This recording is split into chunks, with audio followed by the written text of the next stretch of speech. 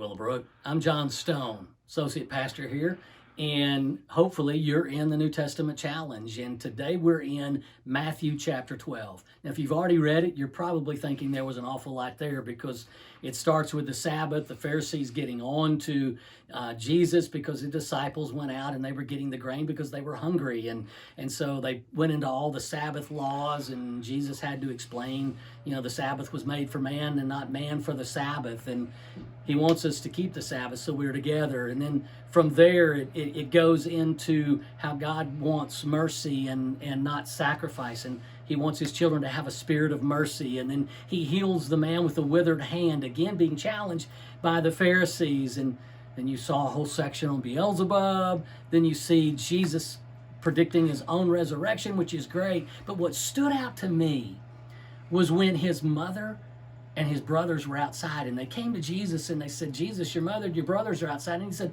"Who is my mother and who are my brothers?" You ever wondered who your family really is? When I was growing up, my two older brothers were they could be difficult. We'll preach your kid. Well, guess what? I would go to a teacher and get in the class and they'd go, "Oh no, another stone. Are you one of the stone boys?" And I wanted to hide because I didn't want to be associated sometimes with that in my family, but I couldn't get away from it. If you've been reading the news, you see that Prince Harry and Princess Meghan want to leave the royal family. All over the news, you can't get away from it. And yes, he's going to lose royal titles and things like that, but here's the problem. He may want out, but he can never change who his family is. Prince William's always going to be his brother. Prince Charles is always going to be his father. And the Queen, well, she's always going to be his grandmother.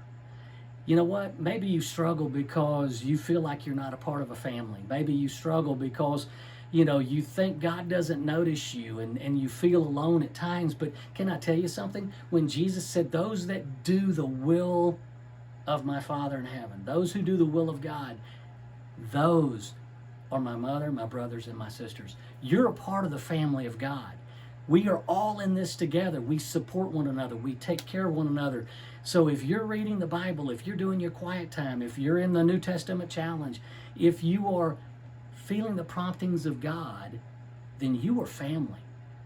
You are etched in the palm of God. You can never be out of his family. So even those times that you say, "Oh, I don't want to," God says you are. You're my child forever and forever. I'll never leave you. I'll never forsake you. I will walk with you. I will help you. I'll be a part of you. Trust me. Listen, that's a truth to hang on to, because no matter what happens in our lives, we have a family, and a family like Willowbrook. Hey, we look forward to seeing you tomorrow. Matthew chapter 13. Have a blessed day.